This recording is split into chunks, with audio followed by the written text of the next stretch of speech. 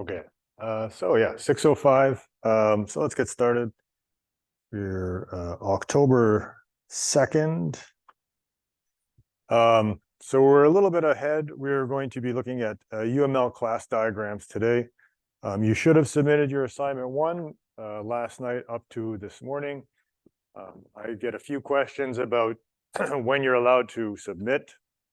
And so the old See You Learn based on Moodle, I could set a deadline for midnight, but then I could put the actual deadline as like, I don't know, 1 a.m. or 2 a.m. so that there's a little bit of leeway. So if you miss it by 1 minute, you still get to submit. But you could hide the actual deadline in the old version. Brightspace doesn't let you hide the deadline. So yes, it does close at 8 a.m. And that is, so you do have until 8 a.m. to submit technically. You won't lose any marks for being late, but 8:01 is 0. All right, so that's 8 a.m. is a hard deadline. So don't miss that. I would suggest submitting way before then, at least something. So if if you mess up at the end, you don't end up with 0. Assignment 2 has been released. I'm going to talk about it a bit to get started because, I mean, there's some complexity there. I think it'll be good in the long run, but it'll be probably useful to look at it. I think next class I will actually demo it a little bit so you get a better sense of what's expected of you. And someone from the last class asked me to demo also how to debug, because as you may have found out with assignment 1, a lot of this C++ programming is just finding where your bugs are. So I will probably do that next class as well. As for next week, no tutorials, right? Because Monday, the tutorials are, of course, canceled for Thanksgiving. So the rest of the week, to make it fair and everybody to be on the same page, we'll have no tutorials, but office hours will be still as scheduled. Okay, so that's it for, tutorial 4 is due this weekend, of course. No tutorials due next weekend because technically there's no tutorial times. But tutorial 5, I'll talk about this again next week, but technically due on Friday, but that's just, I mean, the deadline's going to be Saturday night, the same as before, but, officially, I have to make it due on the Friday before the reading week. But if you hand it in late, it'll be fine. So yeah, any questions on the schedule? Okay. So yeah, I do want to talk about assignment 2.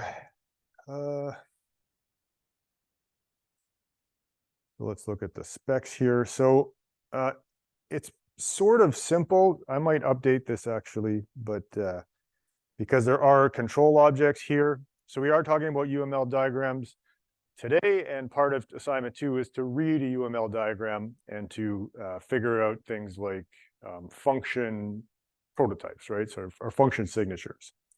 So you can see that there are 4 classes here. These are sort of the main objects involved in this application. There's more than that. But the other objects are just not pictured in this UML diagram. So essentially it's going to be, you have some sort of app market, which is this class, and it contains a bunch of apps, and you can install those apps on your devices. And we have a device manager class that has a collection of devices. So you can, and then the control object, which we'll talk about it in more detail, but the same as we demonstrated last class where we had a control and a view in our university and a student. So this is the same sort of structure now. So there's going to be a control object that coordinates your device manager and your app market. So I could do things like install an app from the app market onto a device. And then there'll be some other functions. I know this is kind of small and you probably can't see, but such as clone device, where I will take one device and just clone all the apps from that device onto another device, right? So like if I buy a new computer, Windows will ask you when you install it, do you want to install your old configuration? And then you basically get a copy of the same Windows system you had on your old device. So something like that. But yeah, so we have devices, apps, app manager, device manager. In between these, we will have collection classes, right? So we're not going to run raw arrays anymore. We will have what's called an app array, which I give to you, and a device array, which you will make from the app array.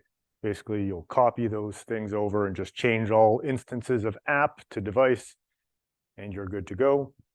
So you won't have to write to these raw arrays anymore. You'll use a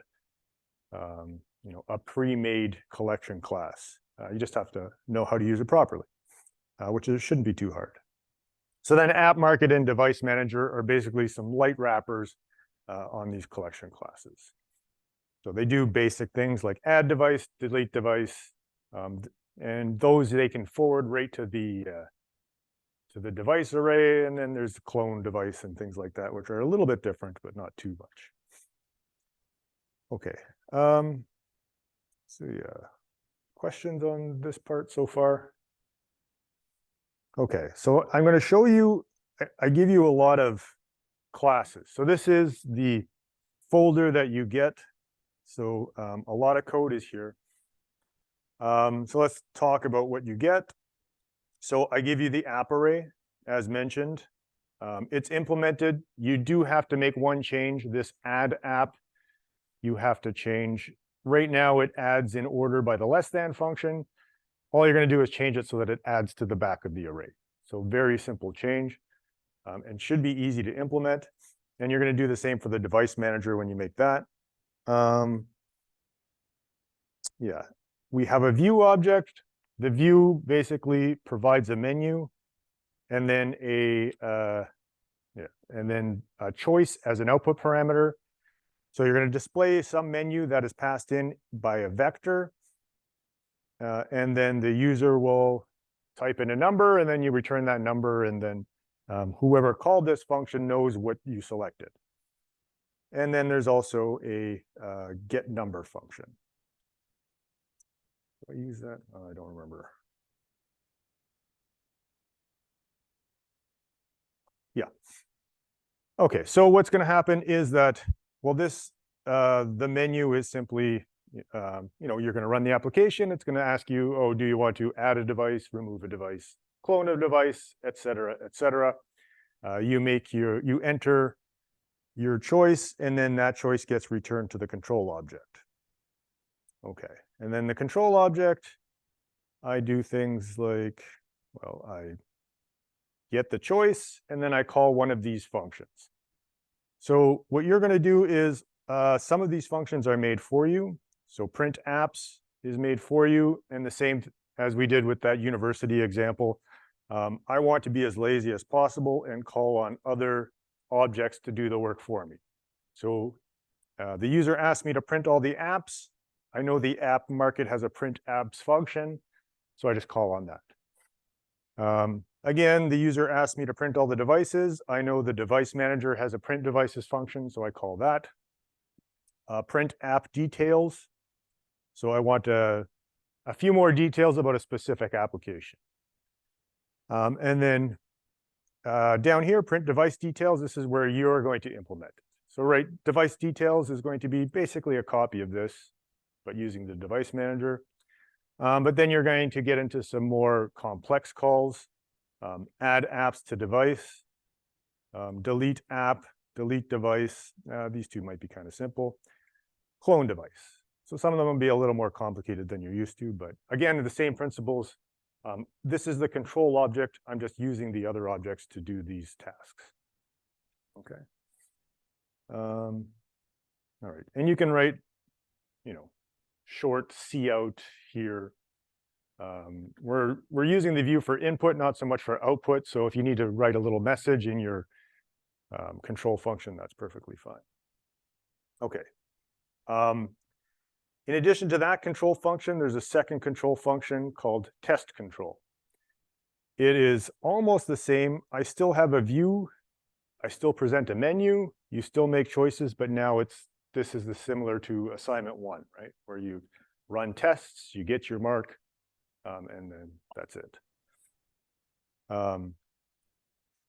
So yeah, you have a regular control object where you behave as the user, you make choices and run your application. And then there's a test control object that runs tests on your application. And to facilitate those, we have a main function, main.cc, and it uses a control object, calls control.launch.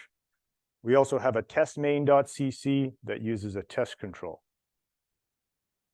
All right, and then to keep all that organized, I give you the makefile. So you don't have to touch this either. Once you have all your classes implemented, this should work. Although, if you want to change things, you can. But what this is going to do is it's going to make two executables called A2 and A2 test. A2 test uses the test control.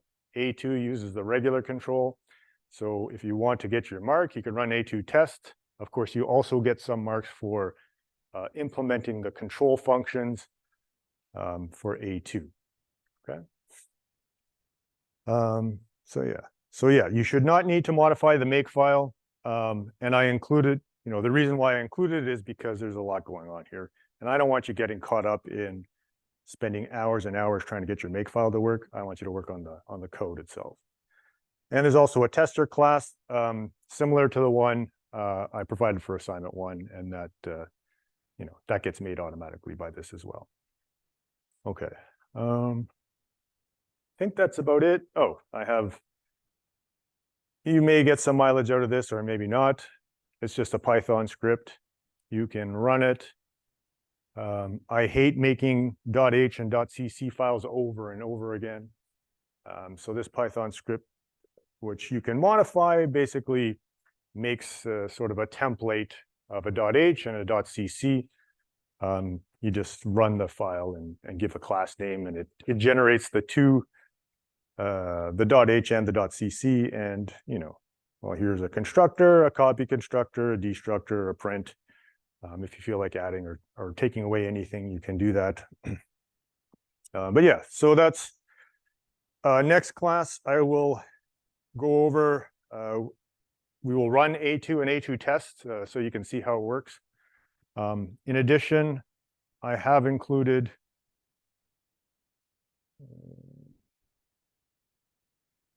some output of A2, right? So if you ran A2, you're going to get this menu, whoops. And then, if you enter selection 1, it's going to print all the apps, and this should be your output, right? So you have something to compare to. And I'll probably do the same thing for the test class as well. I think a complaint I've been hearing, and I think it's valid, is that the test scripts are fine, except for when you get a mistake, you don't always know what the mistake is, right? So maybe the output could be improved a little bit. So I'm trying to provide you as much information as possible so that if you're not getting full marks on your test script, you can sort of figure out why. Okay. All right, questions? Yeah. Right. So we're a little bit ahead of ourselves. So actually, possibly by this week. So normally it would be at the end of encapsulation, basically, and then linked lists is basically assignment 3 stuff, although it doesn't hurt to go over it. But we might actually be through encapsulation by next class. So this week, next week at the latest. Other questions? I mean, you can get started on it and then go back later and fix things like const up your methods and things like that. But okay. All right. So to start with, as promised, we were going to talk about UML class diagrams. So it's not, documentation is not always the most exciting thing, but this comes into play in, of course, assignment 2. You have to read it. In assignment 3, you're going to be writing a class diagram. So a lot of this applies to assignment 3, but there is a little bit on assignment 2 as well. So we're going to start by talking about documentation in general, why it's important, and the different types, and then we will zero in on class diagrams. So although we're talking about general documentation, we really don't do well, I guess I do some test documentation and things like that. But our main focus is going to be the class diagrams. Okay, so yeah. When we're writing a program, there are many different types of documentation. So we're going to talk a little bit about why documentation is important and how all of this fits together, and where you will find UML diagrams in your, as you develop software, the software development process where the documentation comes in. So I'm pretty sure I've told this story a few times, but basically if you work at an established place like Google, right? If you're working at a startup, then it's sort of, time to market is what you want, right? So you're going to be a lot more flexible and probably maybe document a little bit less. But when you're working at Google, what's important is code quality, right? Google is huge, and if things go down, that's bad because then people go to competitors. So when you code, it's at Google, you're basically doing 1/5 of your time coding, and then 2/5 of your time writing tests, and then 2/5 of your time writing documentation. Okay, so why is it so important? Well, you may have had experiences with languages or libraries. I certainly have. Some meshing libraries in C++ with 0 documentation. That was really interesting. Trying to figure out what functions do by just running them and seeing what happens. It can be done. It is not ideal, right? Other languages I've used, like Lua, I don't know what the documentation is like now, but at the time there was documentation, but it was for an old version of Lua. So I had to take functions and write tests for them and see what the output was and figure out on the fly how these things work. Took a very long time and way longer than it should, right? So contrast that with a language like Java. If you Google Java anything, you get a nice Java doc, right? So that's built in from scratch or built into the language from the bottom up. Takes all your classes, links them together, gives you an HTML page that you can, go through. It's great. And that's sort of the experience you should aim for. If you make a library or something, you don't want to be the library with no documentation. It's awful. The other thing is, well, maybe you're working somewhere and the lead programmer gets a better job, which happens all the time. And if they didn't document what they're doing, all of a sudden production slows down or stalls because nobody knows where they are exactly, right? So then you have to figure it out.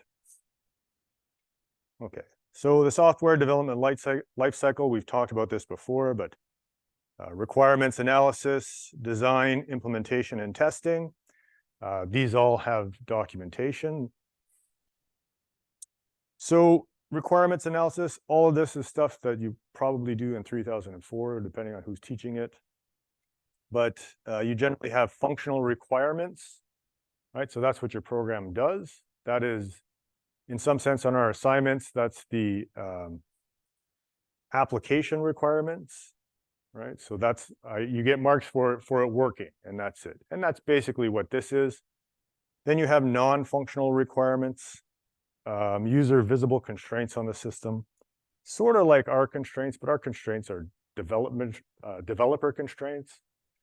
User visible constraints would be something like if I'm writing ChatGPT, and somebody puts in a query, it should return within 10 seconds, right? Because if it returns within 30 seconds, people have done modeling and they say, well, they're just going to navigate away from the web page. But within 10 seconds, they'll wait around for an answer. So that's a user visible constraint. When I write my code, it has to respond in 10 seconds or less. Use cases, of course, we've talked about quite a few times. I find them pretty useful, especially in terms of designing your API. High-level object model, basically just a high-level view of your system. Dynamic model is system behavior over time. So we'll talk a little bit about some of those. Subsystem decomposition. So when I design, I'm going to break it down into subsystems. And then those subsystems, I'm going to break down further into objects. And then on when I'm implementing, when I'm writing my code, I'm going to put in program comments, intelligent naming conventions, self-documenting code, possibly some tutorials. Testing, we have a test plan and test cases. So yeah, I mean, I think I write more test code than I do assignment code. So yeah, they're not always, I do have to work on stating what's being tested, although I think I do that, but stating what the output should look like, I guess I don't probably. I mean, my mind fills in the blanks, right, when I run those tests. So when I see the output, I realize what happened, but when you guys see it, you probably go, I have no idea what he's talking about. Yeah, code should be self-documenting when possible. Ideally, I should be able to read it like I would English, right? And it kind of tells a story, and I get to see what happens. And then include comments. Again, I'm not big on them, but I am big on things like this, right? If I write something that's really obscure, and this often happens, I should put some comments there so people know what's going on. Test cases should describe what you're testing, what portion of the program, the input and the expected output. The unit tests are usually pass-fail. The integration and system testing is a little more complex. Sometimes you have expected behavior or output that you would have to describe. So yeah, the Unified Modeling Language, or UML, is used during the design phase. Yeah, basically, it's a communication tool for developers, and it's supposed to be language independent, right? So it should represent any object-oriented language. In reality, the little details usually bubble up about whatever language you plan on using, but ideally, it is language independent.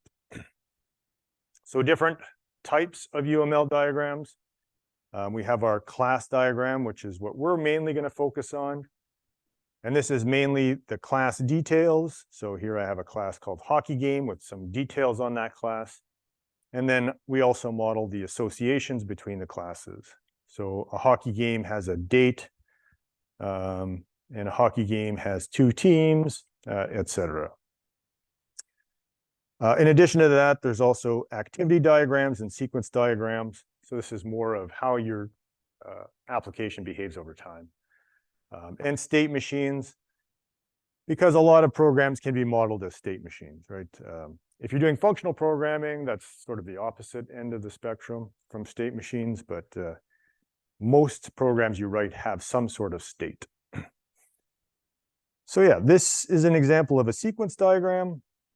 And I have 3 classes here, and it traces basically what class is running when and what function calls they make. So to begin with, I start with a client, and the client starts running, calls this new concrete builder, and I make a new concrete builder. The constructor runs, I return back to my client. I make a new director, the constructor runs, I return back to the client. I call construct, assume that's spelled correctly. My director runs for a bit, builds a bunch of parts, and calls the concrete builder, etc. So you'll see that in 3004. Activity diagrams, that's a sequence diagram. An activity diagram is a flow chart, right? Something happens, I ask some question, yes, no, and yes goes this way, no goes that way, except in programming, that's true or false instead of yes or no. That's basically it. State machine. So this is an old state machine way back when. Pop machines used to be purely mechanical, and pop used to be 25 cents. It's a long time ago. So inside this pop machine would be basically a mechanical state machine. And so if I put in a nickel, I start in the state of 0 cents. I put in a nickel, right, 5 cents, and now I'm in the state, I have 5 cents in the machine. If I add another nickel, insert 5 cents, now the state becomes, I have 10 cents. Then let's say I insert a dime, now the state is 20 cents. I insert 5 cents, the state is 25 cents, which means you get to choose a drink, and then that's it. And then I return to the 0 cents. So that's a simple example of a state machine, pop machine, but state comes up in a whole bunch of other places. Like if you're running a stealth game, if you're hiding from the enemies, then your state might be hidden, or your state might be your enemies have seen you and they're trying to chase you. Okay, so that's the introduction to documentation. So we're going to talk at this point specifically about class diagrams. So there are many different UML specifications. We're not going to go into that because this is very simple what we're doing. We're going to take a small subset of class diagrams, and essentially these slides are your specification. So if you're wondering, do I do this or do I do that? Check the slides.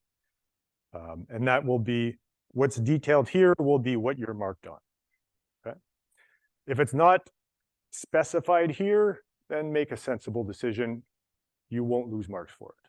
Only the things that I detail here will you lose or gain marks for, okay? Before I go, any questions about documentation? And it's not the most exciting stuff, but it is necessary. Okay, so UML class diagrams, we model classes and the relationship between classes. All right, so we'll start with the classes. So in this case, our class is called Hockey Game. It's in a square with 3 sections. And those 3 sections are attributes, which are basically member variables or data members or whatever you want to call them. Operations, which are functions or methods or whatever you want to call them. And 3 sections and the name, right? So I don't have the name specifically here, but in addition to that, in each section, we have access specifiers. So the dash is for private, the hashtag is for protected, and the plus is for public. All right. Okay, so the 3 sections, as mentioned, we have the class name at the top. So this is the class called Hockey Game. I have member variables or whatever you like to call them. What we put there is the name, colon, and the type. We'll get into that in a second, actually. Here I have the operations. So here I have a score goal function, and then I have some parameters, and we will talk about what those terms and syntax mean. And yeah, so here, these are both private. This is public. This is private. These are all public. I can make private member functions if I want and public member variables, but it tends to look a lot like this. The class name, if the class is abstract, we're going to put it in italics. So we're going to talk about, you've probably seen abstract classes in Java. We're going to talk about how to do them in C++. The attributes, so the syntax is I start with the access modifier for that particular attribute. So in this case, these are both private, followed by the name, right? So make the name descriptive. This doesn't have to be what you call your variables when you implement it. I'm just saying what this variable represents. So this represents home, and it is of type string, and this is away, and this is of type string. So after the name, we have a colon followed by the type.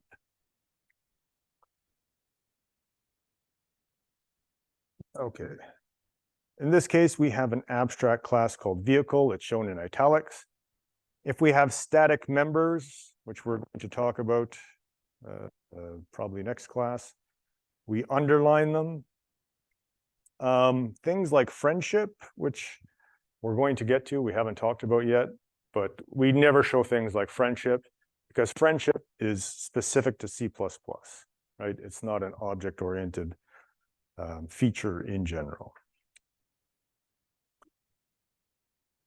Finally, the operations. So again, we start with the access modifier, private, protected, or public, followed by the name of the operation, so your function name. So in this case, make line or remove player. And then followed by the parameters in brackets and separated by commas. And there are three main parts. So I specify in, out, or in, out. So we'll talk about that in a second. Followed by the name of the parameter. Again, that should be descriptive, followed by a colon, followed by the type. Okay. This in, out, or in, out is, you will often see UML diagrams without this. Okay, we're going to go through it because we are sort of practicing at the same time input and output parameters. So in or in out specifies if this is an input parameter, an output parameter, or an input output parameter. So I do want you to put that in. Again, it's not unusual to see UML diagrams without it. Okay, and then after I've listed all of the parameters, I can put the type, the return type, if I want. Sorry, not if I want, but if it's not void. If it's void, I could leave it off. Otherwise, I put a colon and the type. The return type here is Boolean. Okay, that's it for classes. Any questions? Okay, so now we're going to detail relationships between classes, and then we'll get through that, and then we'll get to some actual coding again, where, you know, we're on into a more interesting topic called encapsulation, which the further we get, the more fun the coding gets. So. But yeah, so we're also going to model the associations between two classes, and there's two main types of relationships that we're going to model. There's more than this, but this is all we care about for our purposes. Composition and inheritance. So composition is a has-a relationship. So I have a container class, and that is the class that contains an instance of another class, and a containee class, which is the class contained within another class.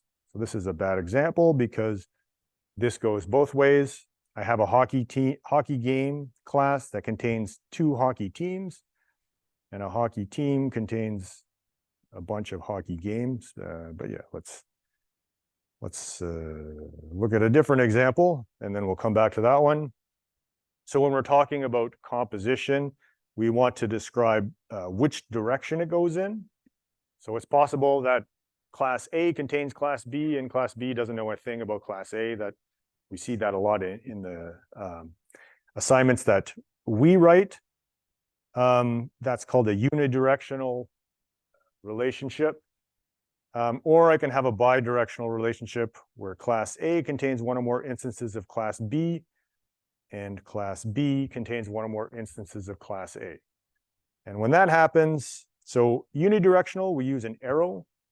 Bidirectional, no arrows, right? So this would be a bidirectional relationship where the hockey game contains hockey team, and the hockey team contains hockey games. In addition to that, we specify how many of each of these things a class might contain. So I can put a value, 0, 1, 5, what have you. I can use star for many, or I can specify a range, right? So 1 to star or 0 to star. Basically, if you want to do this, that's fine, but this is the same thing as that. Right. This is just a wild card, could be any number. So any number also includes 0. This multiplicity only applies to composition, never to inheritance. Right. Doesn't make sense to say that this class inherits from that class 5 times. Okay, so here's a bunch of examples of composition. So if I have a hockey league class, it contains one schedule. It's unidirectional, right? So the hockey league contains the schedule. The schedule does not contain a hockey league, and each hockey league contains one schedule. My schedule contains one up to many hockey games. Each hockey game has 2 teams, right? A home and an away, and each team has 0 to many hockey games that they're going to play. And then my hockey team contains 5 or more players, and my hockey players belong to exactly one team. Okay, so those are a bunch of examples of composition with the arrows, without the arrows, and the multiplicity. All right, questions so far? Okay. We don't often get into scenarios where class A contains class B and class B contains class A. But yeah, let's say I had a class A and it contained a class B, and I statically allocate that class. And then I had a class B and it contains class A, and I statically allocate that class. All right, so is there a problem with this scenario? Well, spoiler alert, there is a problem, but so what is the problem?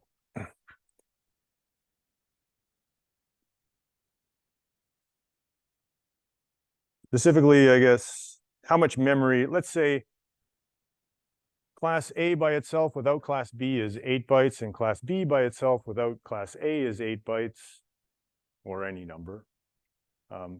So now if class A contains class B, now it's 16 bytes, right? Altogether, statically allocated. So that means wherever I allocate memory for A, inside that, I also allocate memory for B. However, B also contains A. So now in my B class, the memory I reserve for B, I need to reserve half of that for A. And then the memory I reserve for A, I need to reserve half of that for B. So I don't, does everybody sort of understand what I'm getting at here? Questions? What's that? Makes sense? Yeah. So I would have to test it, actually. I don't remember if the compiler will even let you do this, right? So if I statically allocate an instance of B in A and an instance of A in B, then I end up with this recursive definition of how much memory I need. And I'm pretty sure the compiler will not let you do that. But otherwise, it would be infinite, right? I just have A contains B, which contains A, which contains B, which contains A. Each time it's 8 bytes. So if I have a situation where A contains B and B contains A, at least one of them must be a pointer. A pointer has a fixed size, right? 64 bits, irrespective of how large B is. But typically you would have 2 pointers, and that sort of makes it easy. Now everything's a fixed size, and I don't have to worry about infinite memory loops. Anyway, it's a little bit of an aside. Questions on that? Yeah.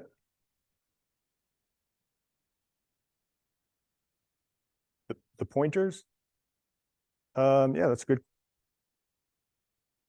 Yeah, so A contains B, but so when I look at the memory of A, there's a pointer to B. And when I look at the memory of B, there's a pointer to A. But this basically just points down here, and this points up there. So both are fixed size, and I can reference one to the other.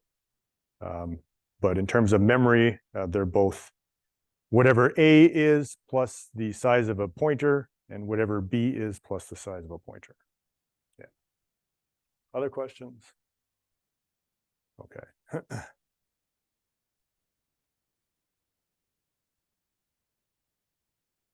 Okay. Important convention, we don't explicitly show collection classes. There are always exceptions, right? It's C++, but if you're writing a library of collection classes, then obviously you have to show them. But typically we don't. Which collection class you're going to use, you're going to decide at implementation time, right? Because maybe I use a vector, but maybe, oh, it turns out when I analyze the data, I'm adding to the front of this list a lot. Vector is bad at that. So maybe I'm going to use a linked list or something like that. We don't want to, in the design phase, we're not tying ourselves to a collection. We're going to show the collection using multiplicity, right? This is how we show a collection. We don't explicitly show the class. So you'll notice in the UML diagram here, I have an app array and a device array. So the the device array would be between the device manager and all the devices, and the app array would be between the app market and all the apps, but I don't show them. I just show the multiplicity.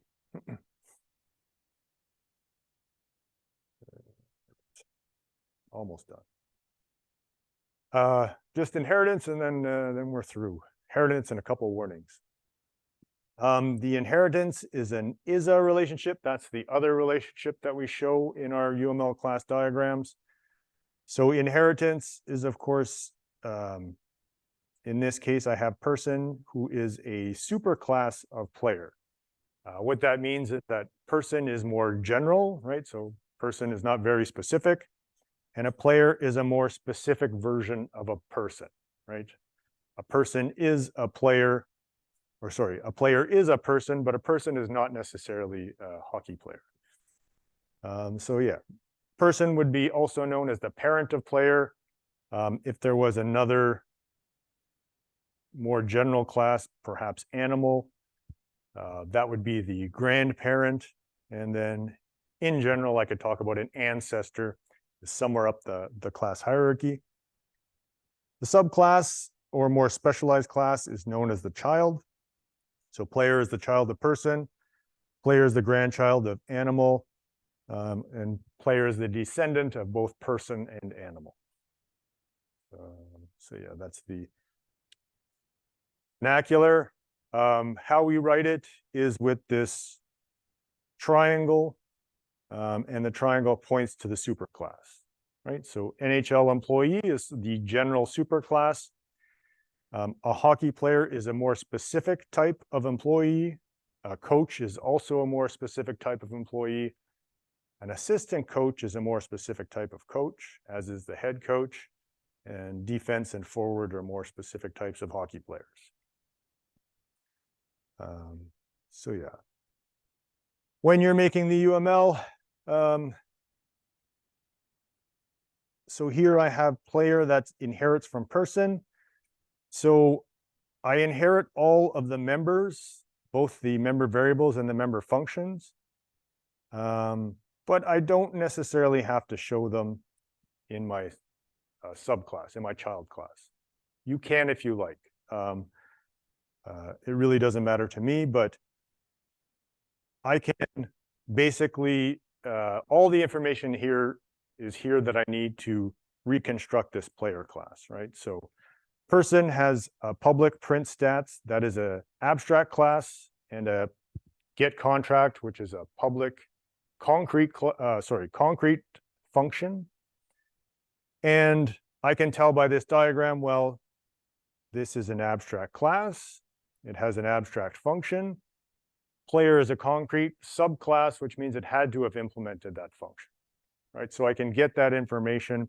I can include these inherited functions in my definition of player. You can do that if you like. I don't care.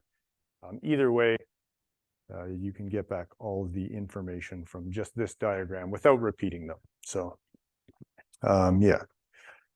Just when you're making UML diagrams, remember it's a communication tool. So sometimes it might make sense to include one of these functions in your child class, especially if you make some drastic changes to it. You might want to communicate that. But for our class, for marks, it doesn't matter. Do's and don'ts: don't show constructor or destructor, right? Again, that's an implementation decision. When you start coding it up, you're going to figure out what those are. Don't show getters and setters. Again, those are implied by the existence of your member functions. And don't show collection classes. And this comes up quite a few times, I guess. But so in this case, my student class has a attribute called address, but I would not represent it like this, right? So the only things I represent as attributes are basically primitives or strings. Strings are objects, but we treat them like primitives. So my address I would represent as a separate object using composition. Okay. All right. So that's about it. Any questions about the specification? Yeah. Terribly, terribly boring stuff. So one of the things, so you're going to, for assignment 3, you're going to make a UML class diagram. And did that not come up? So you can use it making whatever you want. I think you can use Visio, maybe the Mac has something. There's probably a ton of websites, to be honest. But if you can't think of something, draw.io works well and it's free. You can download it from the Windows Store. You can install it on the VM from the command line, or you can run it out of a browser. They all work the same, equally as good. I can select class diagram here and create. It gives me sort of a prototype class diagram. It's not quite the specification that we have, so you'll have to modify this, of course, show that these are, well, yeah.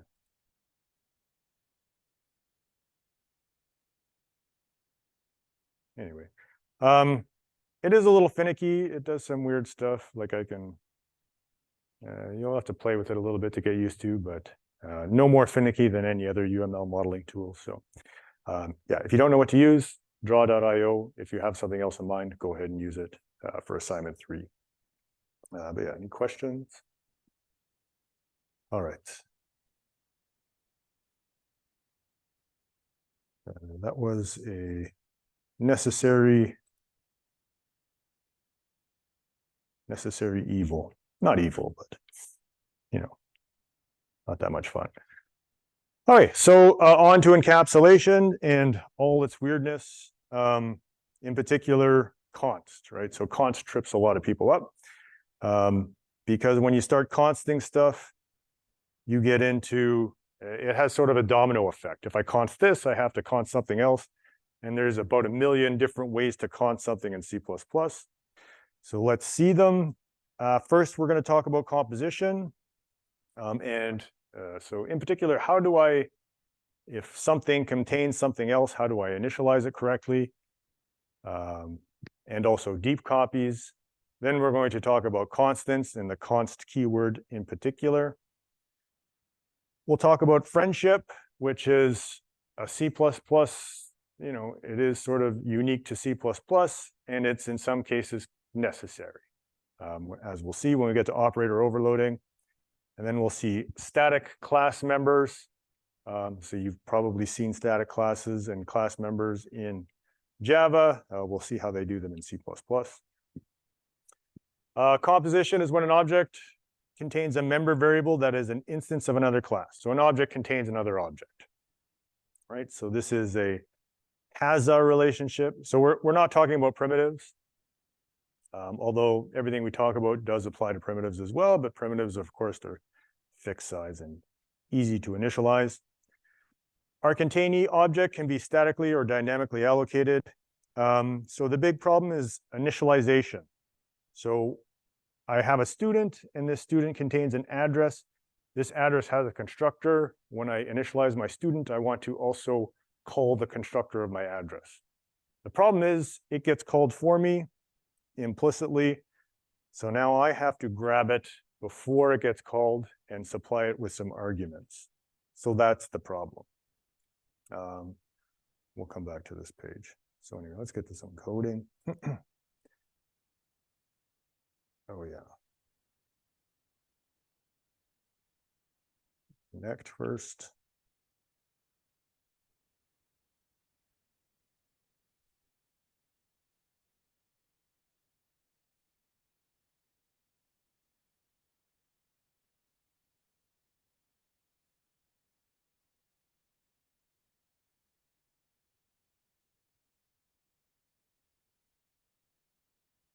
Okay, so encapsulation, so yes, composition. So here I have a student class, similar to what we saw in the little partial UML diagram. It contains a address class, so it has a home address. So I have my student member variables, and I have an address. My constructor here takes everything I need to build my student, plus a bunch of things I need to build my address. Okay, so in my constructor, I take in all the information that I need. And then, yeah, so here is my constructor, and I've initialized all the member variables except for the address. So first we're going to make a student, print the student, and then we're going to try and initialize our address and see what works and what doesn't. Okay, so I make a student Stu, 123 Main Street, Ottawa, Ontario, and then I print out Stu. Let's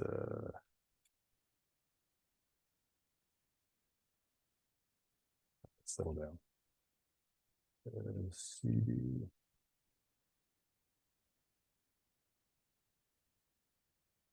Okay, so a couple things happened, and the one thing is I hate how few spaces I left here.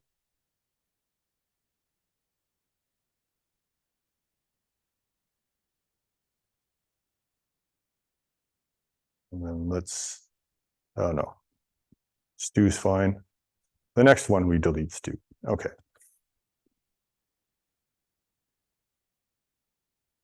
Okay, so making a new student, printing out Stu.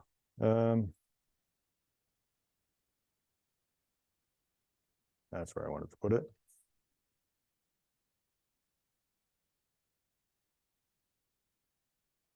Okay, so making a new student, here's Stu printed out. Of course, the address is not initialized because we didn't initialize it. But one thing I guess I didn't point out is that in my address constructor, first of all, I have default arguments for my default constructor. But then I also declare that I'm in the address constructor, and I do the same thing for student, right? So after I initialize everything, I declare I'm in there. And then you'll notice here that the address constructor gets called before the student constructor, okay? So what that means is that before any of this code gets run, this code runs. So this code runs first, my address constructor code, and then we jump over to the student class, and this code runs. So how am I going to initialize my address? Well, there's one way. So yeah, if I have setters, I can use that. But I'm going to use a trick from C++. I'm going to take advantage of the assignment operator. The assignment operator is going to make a copy of this temporary address that I make here, right? So I'm just making a temporary address object with the name, street, city, province, and those will get copied into home address. And this will initialize my, my address inside my student. And we can see here now that when we print Stu, Stu is no longer homeless. Stu is at 123 Main Street, Ottawa, Ontario. So that's good. However, I have two address constructors getting called, right? So I'm making a temporary address object in the constructor of my student. And then when we exit the student constructor, that address is destroyed. So this works, it's correct, right? So that's, as we talked about, correctness is the most important thing. This is not the most efficient way to do it, right? Because I make a temporary address object and I call the constructor twice, and that's kind of wasteful. So what I'm going to do is use something. I have to grab this home address before this runs and supply it with its arguments. So that's exactly what I'm going to do. I'm going to give myself a little space here. I'm going to put a colon after the argument list and before the constructor block. And then, as you can tell by Copilot, I'm going to grab this home address variable and I'm going to supply all of the arguments needed in order to initialize it. And then I'm going to get rid of this. So this is called member initializer syntax. And when I write it this way, the constructor of our home address will only get called once. Right? So here I have the address constructor, whereas before I had two calls to the address constructor and a destructor call. Okay, so that's member initializer syntax, and we can use that when we have objects we want to initialize and we have to pass in variables, arguments, then the most efficient way to do it is using this syntax. Right, questions? Okay, and this works for not just my home address, but I can do number.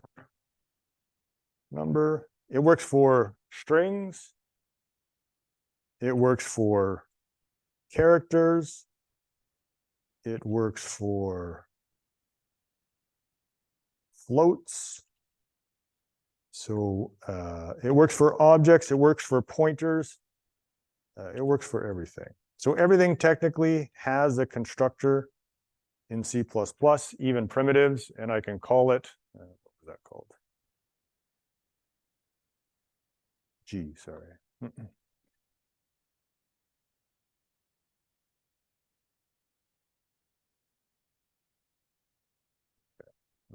trying to get them all here, but yeah, so now instead of doing all of this, basically I can have an empty constructor body and everything's initialized using this member initializer syntax. And you will often see this in C++ code. In fact, more often than not. And you'll notice, whereas before, when I wanted to initialize number, well, I have a naming collision. So I had to use this in order to tell the compiler that this is the member variable and this is the parameter. But here, I just have number and then number in brackets, and the compiler can tell from the context which is which, right? So this is the member variable and this is the argument, and the compiler has no problem with that, right? So you'll often see C++ with a bunch of repeated names, variable names, using this member initializer syntax. And yeah. And works perfectly. So Stu is still, still has this student number, still has his name, his major, everything else. So yeah. I can also use that in the copy constructor.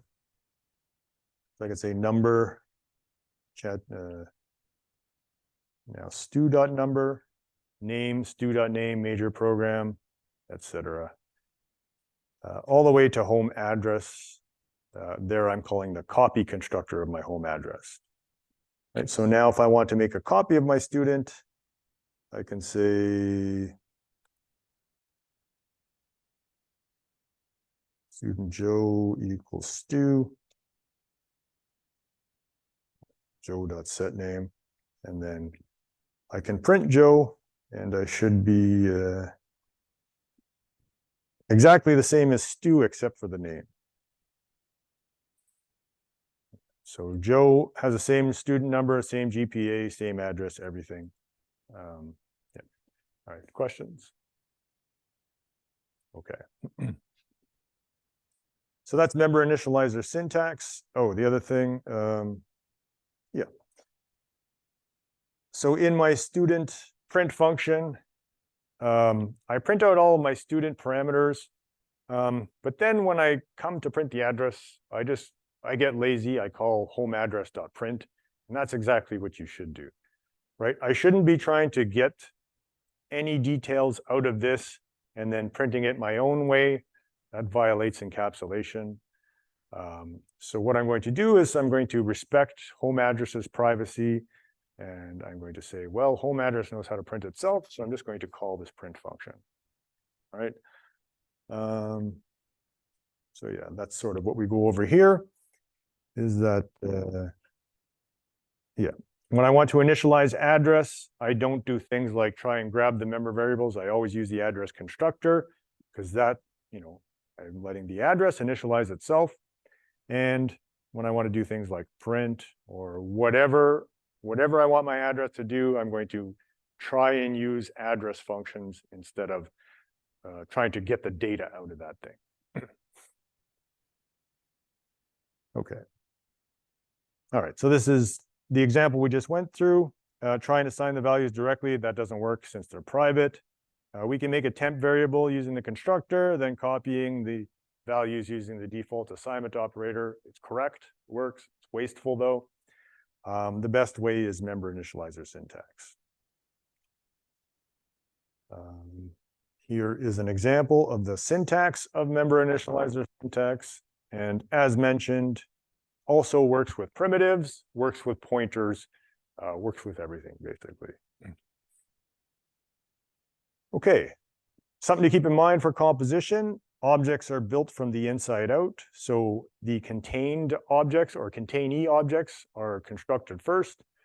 And they're constructed in the order that they're declared in my class, right? So if I go back to student.h, and here I've declared all my member variables. So when I use member initializer syntax, it doesn't matter what order I put them in here. They will be initialized in this order: number, followed by name, followed by major program, followed by GPA, followed by home address. And every object has the constructor called on it, whether I call it or it's called implicitly.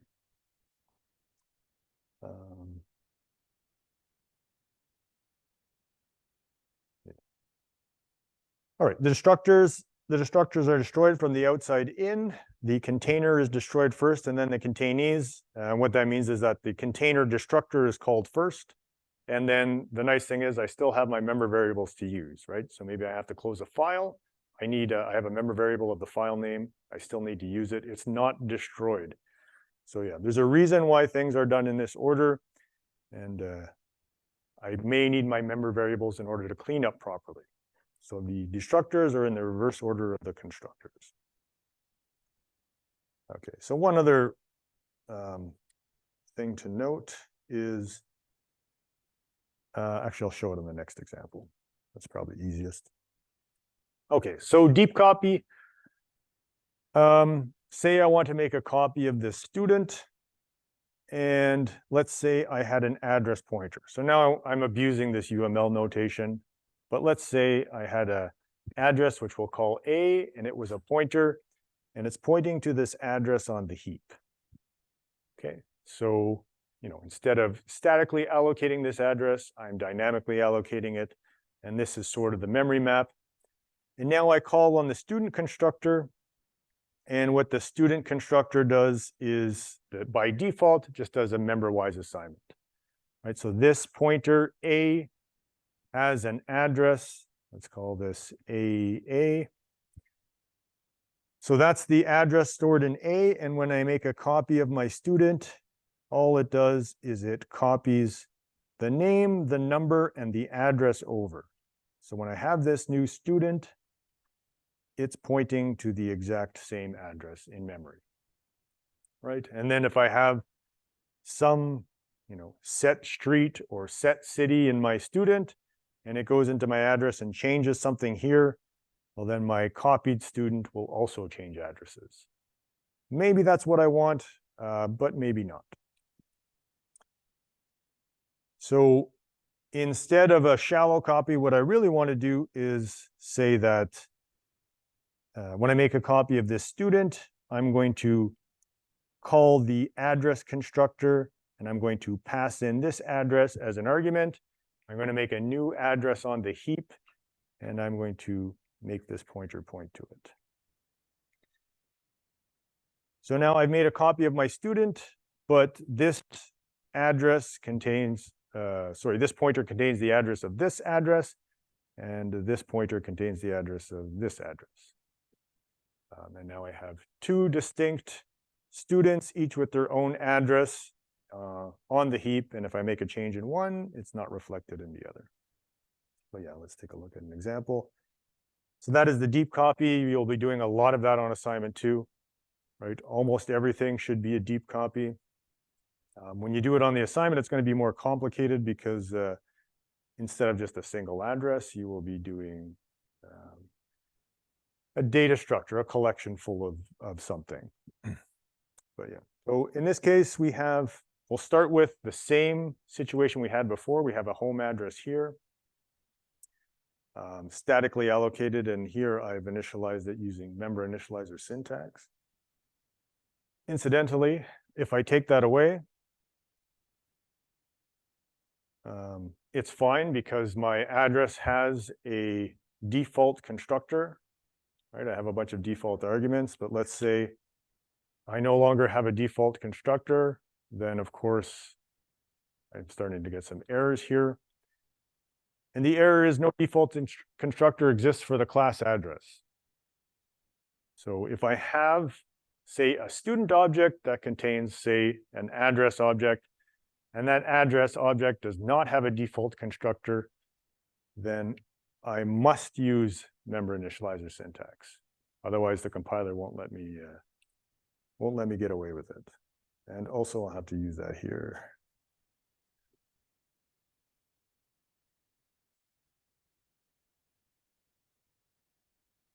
But yeah, if I use member initializer syntax, then it doesn't matter if I have a default constructor or not, because I'm calling the actual constructor. But yeah, so we're going to change this up.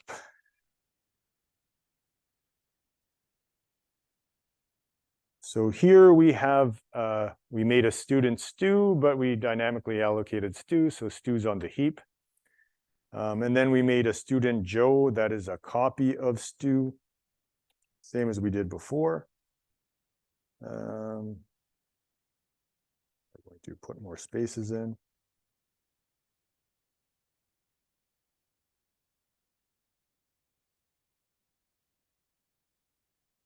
Then, delete Stu at the end. So Stu we have to delete. Joe is statically allocated, so Joe will get deleted when we exit our main function. And things are still statically allocated, so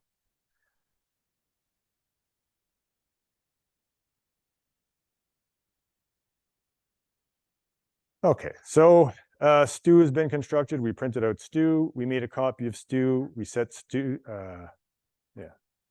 copy of Stu called Joe. We set Joe's name to Joe. We printed them both out. They both print out.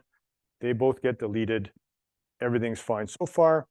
So now I'm going to change this address to be dynamic memory, which means I'm going to make this into a pointer. And then a bunch of things are going to happen. So now I can no longer call this constructor directly like this because this is a pointer. But being a pointer, I can still initialize it. I can say new address. So new address returns a pointer, and I can use that pointer to initialize my home address pointer.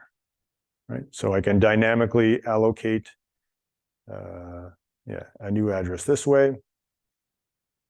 What else is it complaining about? Oh yeah. My set city, well, now that it's a pointer, I have to use the arrow operator. And for the print, I have to use the arrow operator, but otherwise everything's fine. So I made a new address in my student, but that also means I should delete my home address, right? So I want to clean up my own memory after me. So yeah.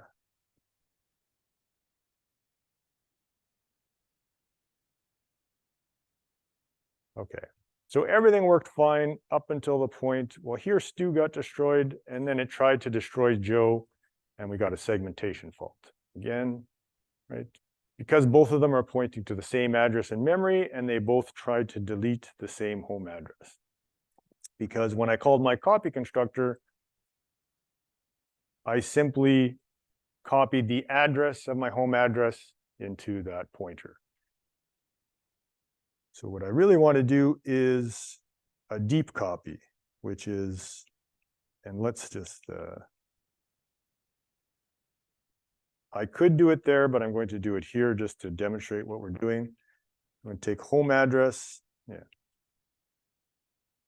equals new, and I'm going to pass in stu.homeAddress as a parameter. Now the copy constructor takes a reference to an address, so I have to dereference this pointer. But yeah, so this is, now I'm making a deep copy, right? So I have to rewrite my copy constructor because it won't do this by default. By default, it'll do what we did before, which is a shallow copy. So if I don't write any copy constructor, I get a shallow copy. And I get the same problem I get before when I have some dynamic memory in my class. So if I have dynamic memory, I probably want to rewrite the copy constructor to do a deep copy. And then if we do that, then everything works fine. All the students print out, and when I go to destroy them, well, they each have their own address. When they call delete, it deletes their own address and not the other person's. Okay. Questions? All right.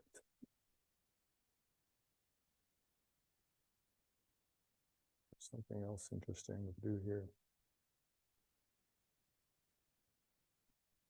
I don't think so.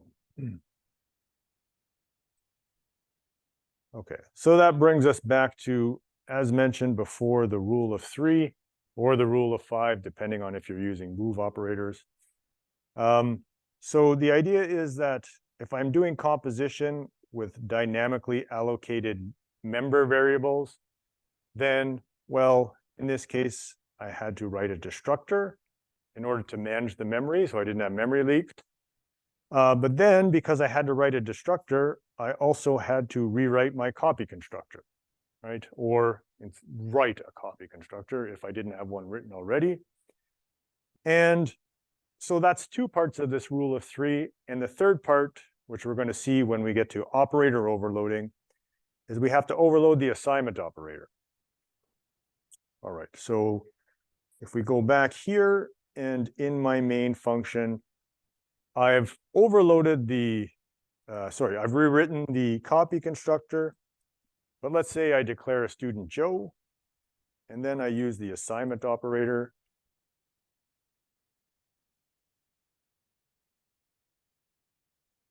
Then, even though I had a copy constructor, when I use the assignment operator, it made a shallow copy, right? So we don't know how to overload this assignment operator yet, but if we make a destructor and we make a copy constructor, then we probably want to also overload the assignment operator, which gives us this rule of 3, right? And it all has to do with dynamic memory.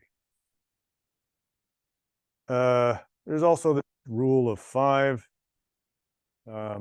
which, as mentioned, so this is us doing a deep copy. The rule of 5 is I don't want to do a deep copy, and in fact, I just want to steal the address from this other student and set their address to null. And then this student is going to get deleted, and the null reference will just do nothing, right? So instead of making a new address on the heap and then deleting the old address, I just steal their address. So that's a move. If I want to move something from one place to another, but I know the old one's going to get deleted. Yeah. All right. Questions? All right. So constants, we will start talking about consts, and that should bring us to the end of class. So specifically, we're going to talk about the const qualifier. Again, like a lot of things in C++, its purpose is protection, right? So C++ is complicated. The more ways we can get the compiler to find errors for us, the better. Incidentally, I had a student in my winter 2404 class. They went to work at Ford over the summer, and they were programming in C++ on the chips on cars, I believe, right? So C++ is still very active, and apparently they use it at Ford, and one of the things they did emphasize was this const, right? So starting with assignment 2, you're going to const functions and const variables and const parameters. So we're going to have a very well-defined set of things that you should const, but you can actually go pretty crazy with it. So I encourage you to try maybe consting some other things, but the problem is that there's a domino effect. If I const one thing, then I have to const the next thing, and then I have to const the next thing, and then I get to a point where, I'm consting this thing and I really shouldn't. So then you have to roll everything back. But yeah, const has many uses. In C++, we can make constant objects, constant member functions, constant data members. If you get with pointers, well, pointers are const. So let's make a pointer A equals new, AA. So this is a pointer to a const object. If I do A const A, am I doing that correctly? In this case, this might not be exactly right, but there's some syntax where now I have a const pointer. So A is not const, but the pointer itself is const, right? So the object I'm pointing to, I can modify, but I can't change the pointer. And then if I have double pointers, of course, I can have const whichever part of that I want. So there's tons of things you can const. But since we're doing const, we're going to run into a bunch of errors, of course. Not you guys, but me. So a lot of these errors are going to mention things like L values and R values. So let's talk about what those are first before we encounter them. And essentially, L values and R values are left values and right values. And when we talk about left values and right values, we're talking about assignment. So the left value is something that I can assign a new value to. So an L value is a variable or an expression that evaluates to a variable. Okay. An R value, well, can be an R value or it can be the right-hand side of an assignment. But specifically an R value can only be the right side of an assignment. So it's a read-only value. I can't change it. I can't assign it something new. For example, if I have A plus B, so A and B are variables, let's say they're floats or ints, I add them together, this expression will return a value, right? Let's say A is equal to 2 and B is equal to 2, it's going to return 4. Well, 4 equals 5 doesn't make any sense. I can't assign a value to a value. So this 4 is an R value, so any value is an R value, but also an expression that evaluates to a value is an R value. It just means we can't assign it, we can't change it. In addition to that, anything I return by value is an R value, right? So I can't do something like get student, which returns a student object, but it's a constant student object. So I can't be set name Joe. I can't call that on get student if I'm returning by value. If I return by reference, that's different. But a value is a constant value. So I cannot change this. I can assign it to something else and copy it, but I can't make any changes. Okay. So yeah, now when you start to apply const and you run things, you're going to run into errors saying R value this, L value that, just so you start to have some idea. Questions? All right.